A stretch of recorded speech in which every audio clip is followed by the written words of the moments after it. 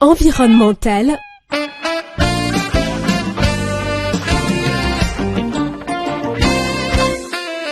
C'est l'image d'une femme convoitée par deux prétendants. Le massif forestier des Baux, l'un des points chauds de la biodiversité mondiale situé à cheval entre les régions du littoral et du centre au Cameroun, est convoité par deux approches de gestion diamétralement opposées. L'on a d'un côté les défenseurs de l'environnement qui veulent en faire un parc national et de l'autre des exploitants forestiers qui veulent y couper du bois afin de le vendre sur le marché national et international. Dans la foulée de cette bataille entre acteurs économiques et écologiques, les choses semblent malgré tout tourner à l'avantage des exploitants forestiers. Un projet d'ouverture de route est en cours depuis l'année dernière dans le massif forestier des Baux. Les initiateurs de ce projet disent vouloir faciliter le retour du peuple Baneng sur ses terres ancestrales abandonnées il y a près de 60 ans pendant la guerre dite du Maquis qui a précédé l'indépendance du Cameroun. Mais pour les défenseurs de l'environnement, cet argument, aussi philanthrope qu'il soit, n'est qu'une farce pour piller l'une des rares forêts vierges de la planète, ceci au mépris de nombreux accords et même de batailles climatiques dans lesquelles s'est engagé le Cameroun et ses partenaires. Environnemental, Boris Ngounou. Environnemental, préserver aujourd'hui pour ceux de demain ce que nous avons reçu de ceux qui ont vécu. Dans cette nouvelle production d'Environnemental, nous examinons et analysons les enjeux du projet d'ouverture de la route en cours dans le massif forestier des Baux, ainsi que les activités forestières illégales liées à ce projet. Mesdames et messieurs, chers auditeurs, chers internautes, bienvenue dans Environnemental. Environnemental, tous les mercredis et dimanches, 12h30, 13h, sur la RTS.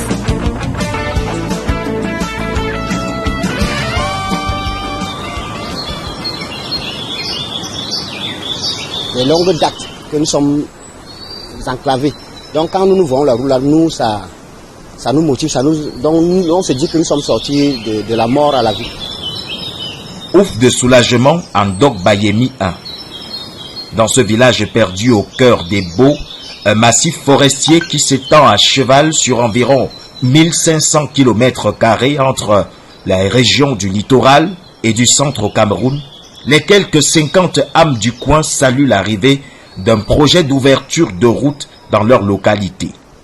Lydienne Etoka, matriarche du village. C'est depuis qu'on cherche la route. Depuis. Moi, je compte ici à Ibor. J'ai 30 ans ici à Ibor.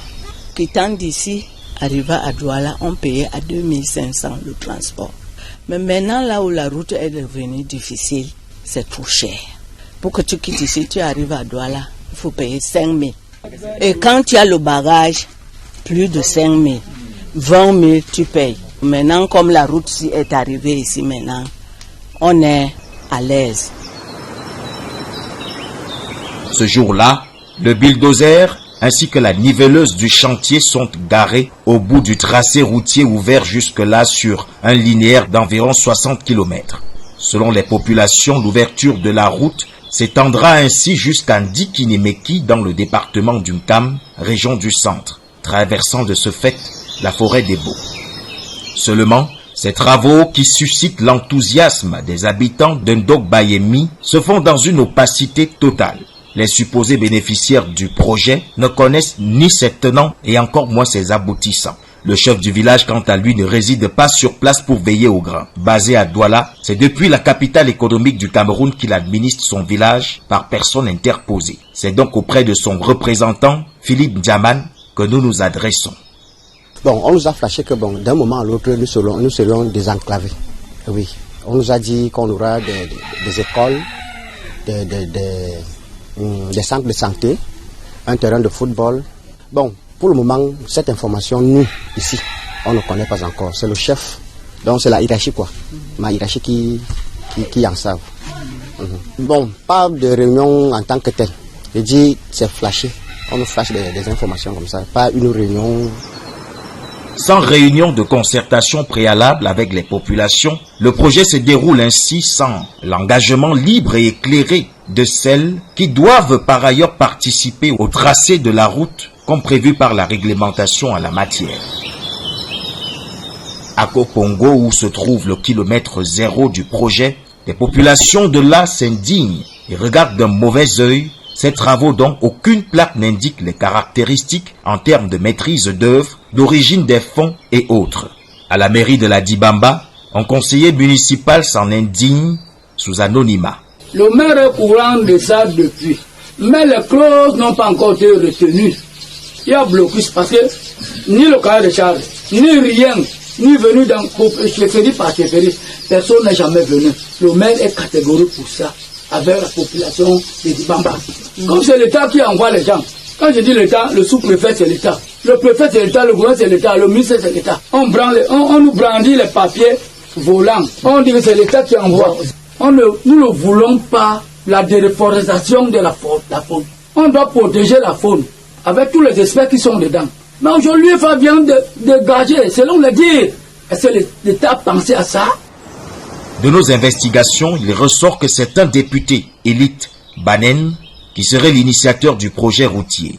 Le but étant de permettre le retour de ses frères Banen sur leurs terres ancestrales abandonnées il y a près de 60 ans pendant la guerre dite du Maquis qui a précédé l'indépendance du Cameroun.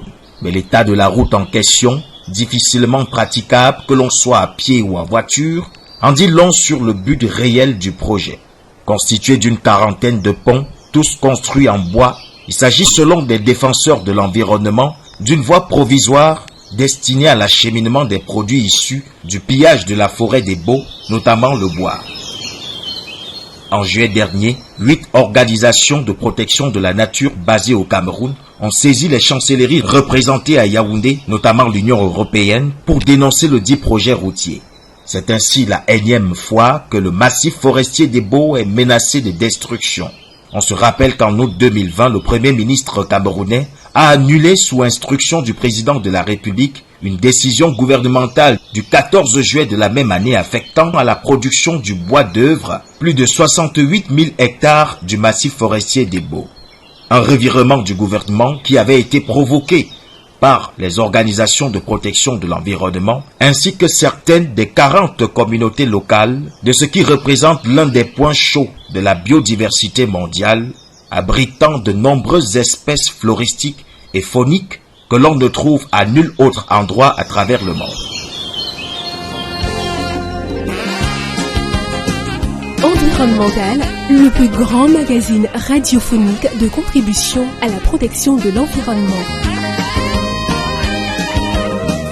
Voilà, mesdames et messieurs, chers auditeurs, chers internautes, que nous savons davantage très nombreux et très actifs. C'est ainsi que s'achève cette autre production du magazine radiophonique environnemental. Merci de l'avoir écouté. On se retrouve la semaine prochaine pour une autre production, même jour, même heure, même radio.